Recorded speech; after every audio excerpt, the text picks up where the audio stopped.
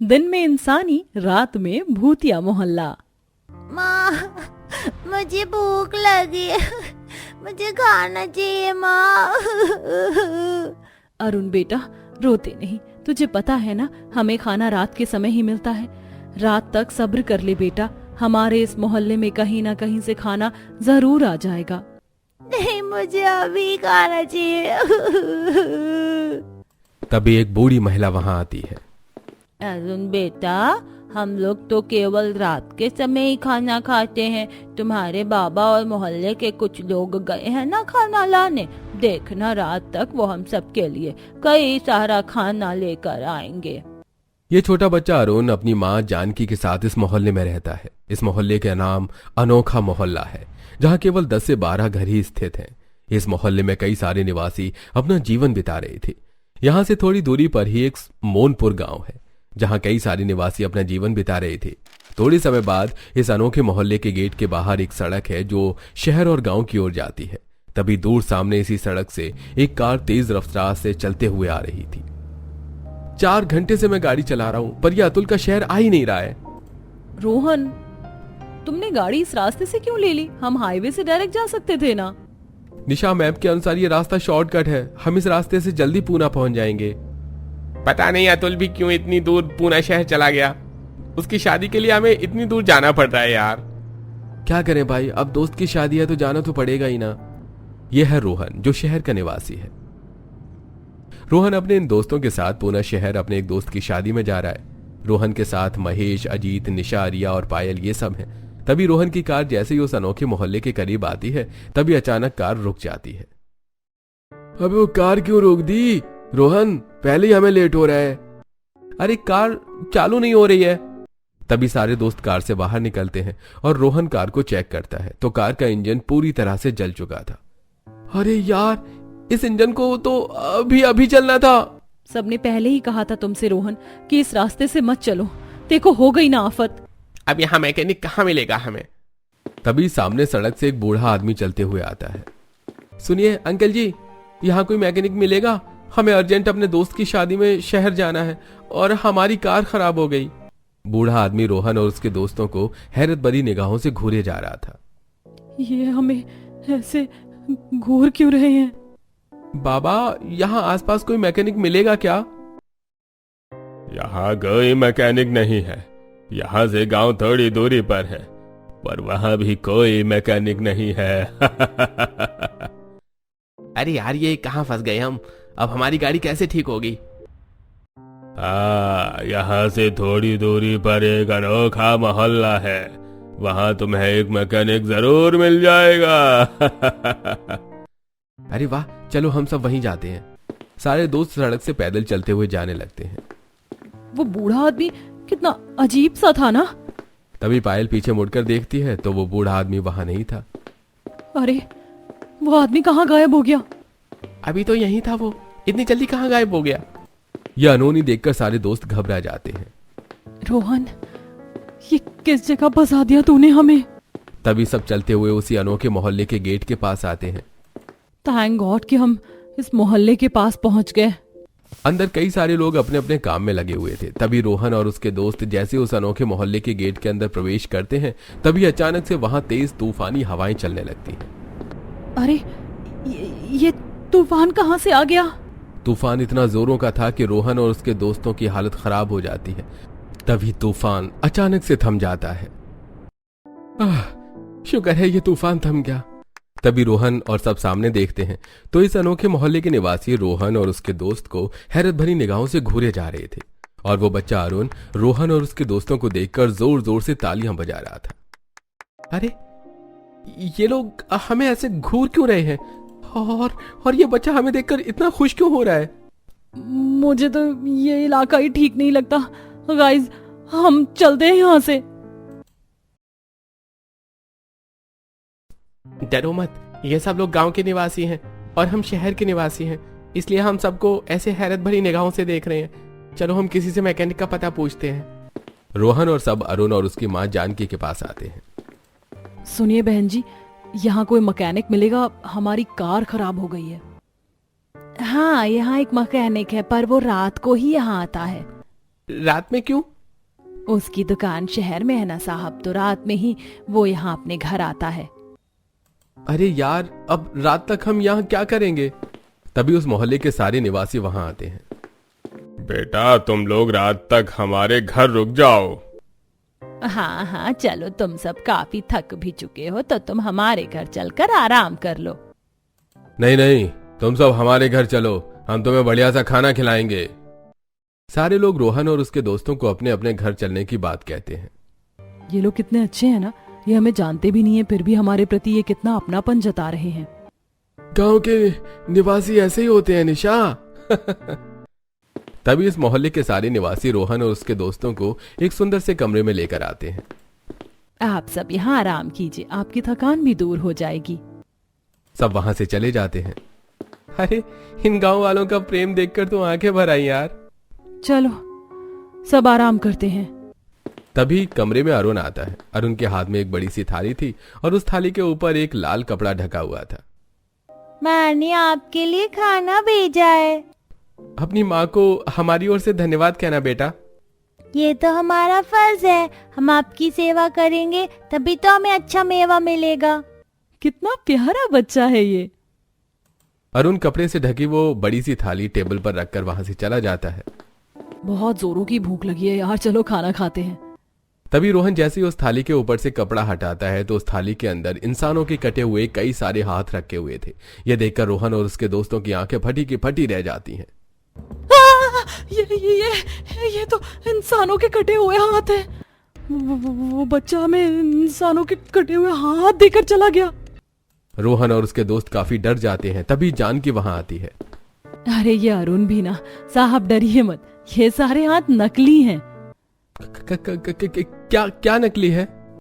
वो क्या है ना साहब, हमारे इस मोहल्ले में रात के समय चोर आते हैं, इसलिए हम सब अपने घरों के आंगन में ये नकली इंसानों के हाथ रखते हैं ताकि चोर इन्हें देखकर डर जाएं और यहाँ से भाग जाएं।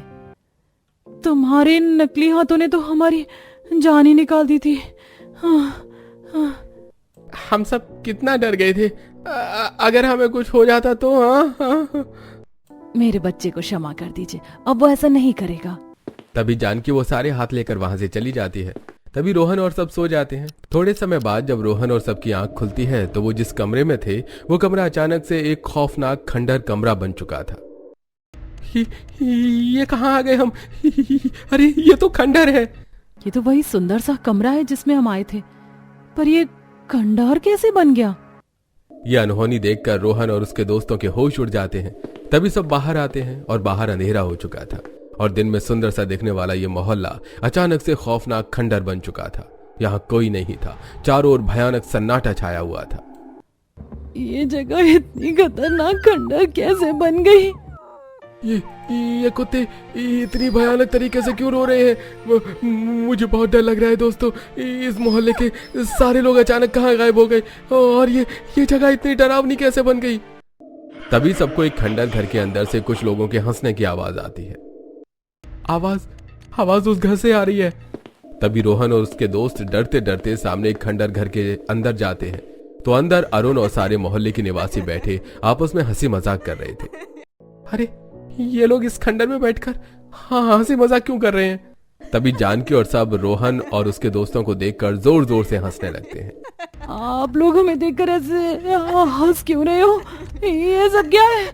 ये जगह अचानक खंडर और इतनी भयानक कैसे बन गई? तभी जानकी और इस मोहल्ले के सारे निवासी भयानक भूत चुड़ैल बन जाते हैं। ये सब तो भूत है। हाँ, हम सारे मोहल्ले वाले भयानक भूत और चुड़ैले हैं। अरे भागो यहाँ से। सब दौड़ते हुए इस अनोखे मोहल्ले के गेट के पास आते हैं। वो गेट खुला हुआ था पर जैसे वो गेट के बाहर जाने लगते हैं वो अचानक से रुक जाते हैं। ये क्या हो रहा है? हम इस गेट के बाहर क्यों नहीं जा पा रहे हैं? तभी पीछे वही सारे भयानक भूत और चुड़ैल आकर खड़े हो जाते हैं। एक बार जो इंसान हमारे इस भूतिया मोहल्ले में आ जाता है वो यहाँ से जिंदा वापस नहीं जाता। अरे बाप रे, इस मोहल्ले में मेरी शादी होने वाली है और ये सारे प्रेत मेरे बाराती हैं। अब हम तुम्हें भी अपनी तरह भूत बनाकर तुम्हें मेरे बाराती बना देंगे। फिर क्या था, सारे चुड़ैल और भूत रोहन और उसके दोस्तों को मार देते हैं। अगले दिन सवेरे यह अनोखा मोहल्ला फिर से पहले की तरह नॉर्मल हो जाता है। सारे प्रेत फिर से इंसानी रूप में आ जाते हैं और सारे घर भी खंडर से नॉर्मल घर बन जाते हैं। इधर सड़क पर एक बस में कई सारे लोग बैठे थे। उस बस में एक दूल्हा दुल्हन नेहा अनुज थे। बाबा, ड्राइवर को बोल दीजिए कि आगे कोई ढाबा होगा तो बस रोक दे। इस बस में अनुज की बारात उसकी दुल्हन को विदा करके अनुज के घर ले जा रहे थे। तभी बस का ड्राइवर बस को मोहनपुर गांव के रास्ते की ओर ले जाता है। किसी से पूछ लेता हूँ कि यह रास्ता मोहनपुर गांव से होकर जाता है कि नहीं। तभी ड्राइवर बस रोक देता है तो सामने एक खेत में एक मजदूर महिला और एक आदमी काम कर रहे थे। अरे सुनो भाई, यह रास्ता मोहनपुर गांव होकर जाता है ना? साहब, इस रास्ते से मत जाइए, ये रास्ता बहुत खतरनाक है, आप हाईवे से होकर जाइए। अरे तुम बस इतना बताओ कि यह रास्ता मोहनपुर से होकर जाता है या नहीं। हाँ साहब।